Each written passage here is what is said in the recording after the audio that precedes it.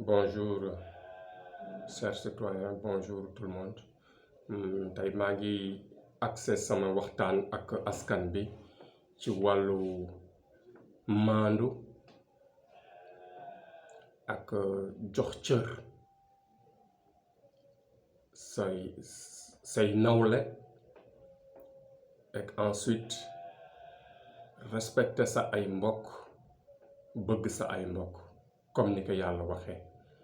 Mais avant d'aller très loin bëggoon naa fàttali jaam yi fàttali doomu aadama yi ñu bañ a fàtte abonné si ñi nga xamante ni ñoo ngi soogay dugg ci chaîne bi ñu teel a abonné en même temps di bës si cloche de notification comme ça boo abonné au fur et à mesure ngay jot notification yi bañ a rater vidéo yi c'est très important parce que chaîne la fi mu nekk nii aimé leen vidéo aussi ñu ngi koy xaar ci yéen ñu xam bon léegi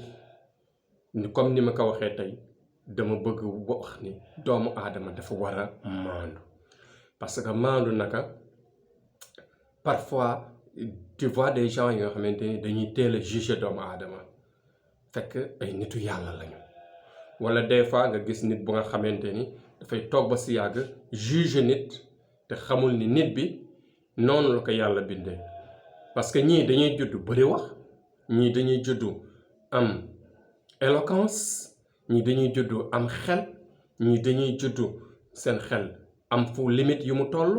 am ñoo xamante ni bon yàlla da leen di may les deux dañuy bavard am rapidité de réflexion et en même temps mën a am li ñuy wax intelligence sociale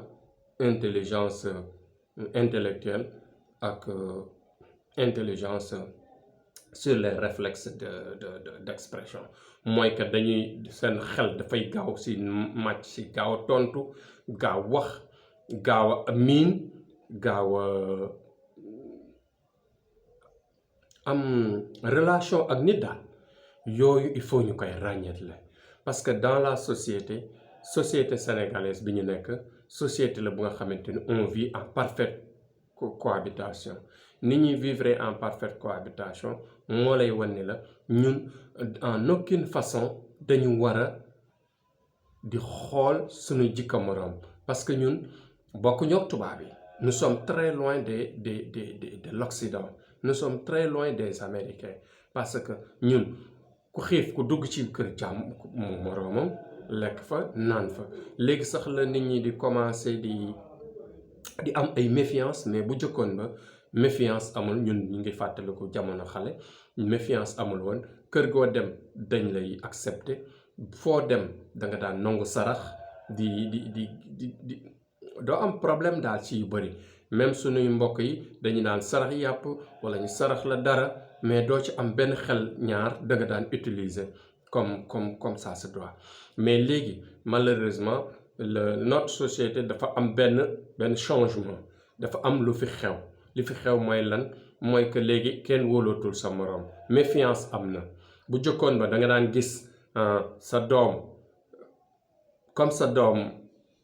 ni nga koy jàppe noonu ngay jàppee sa doomu moroom da ngay gis sa doomu moroom def lu warul nga jël ko dóor ko yedd ko yóbbu ko ba ci ay kër waajuram wax li mu def ñu yokkal ko ay dóor yar ka boobu la yar amoon même Saint-Louis bi ma dëkk nii ñun da nga daan toog di lekk ci bool ba jóg doo xam par exemple ki nga toogal ban yére la sol wala kanamam bu fekkee suñu waajur amoon na étranger bu ko visiter bu fekkee am na ku la ñëw seet si ku ñëw seet si say waajur doo woon xam kanamam parfois mën nañ la laaj kanamam sax ki ñëwoon ban yére la sol yow xale bi boo waxee yére bi mu sol dañ lay dóor parce que dañ naan la yaruwoo kon bi ngay lekk yaa ngi doon siggi di xool gan bi kuy lekk du siggi di xoole mais léegi malheureusement waxu siggi xoole mais diggu ndabak yeneen ak wax ci ndabak yooyu yëpp léegi xale yi dañ koy def te yooyu bokkoon na ci sunu ay vertu bokkoon na ci sunu ay yar léegi en même temps cohabitation si non seulement war nañ bàyyee xel ci yar bi mais cohabitation bi ma bëggoon a wax mooy que lan mooy que sa dëkkandoo sa mbokkum jullit la comme sa mbokk bi nga bokkal deret parce que yonent bi amoon na jamono muy saxaaba yi di ko laaj sax ndax yow si li muy wax ci dëkkaale li muy wax ci sa ku la jege te bokk leen deret ba nga xamante ni saxaaba yi dañ ko daan laaj ndaxam sa dëkkaale mën na la doon si la leen édifié ni leen li may wax ci dëkkaale à chaque fois pour ngeen respecter dëkkaale respecter seen ay nawle jox leen cër bëgg leen am seen ay amour mais cela ne veut pas dire que dañ leen war a doon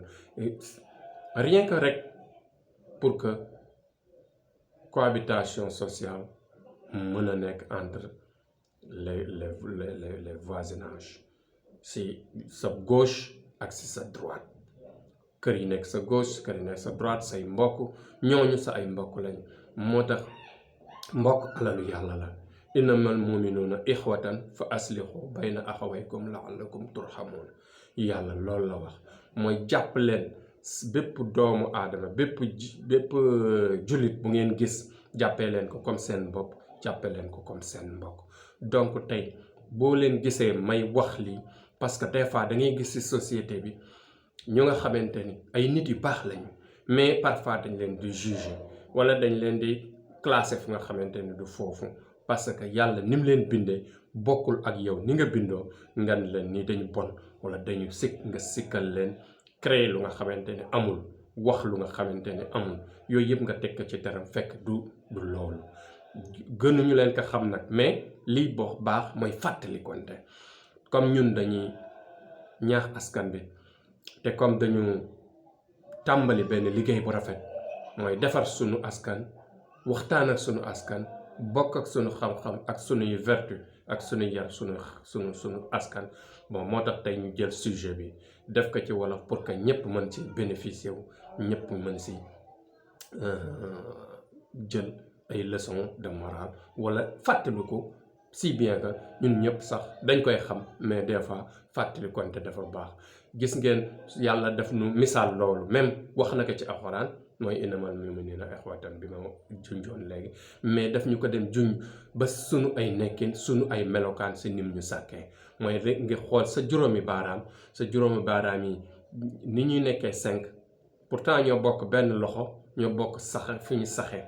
mais kenn bokk seeg sa morom taay kenn bokk seeg sa morom volume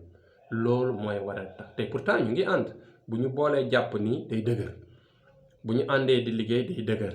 mais bu ñu séparé woo boo ko séparé woon benn du ci am njëriñ lu dul joxe bon moo tax nag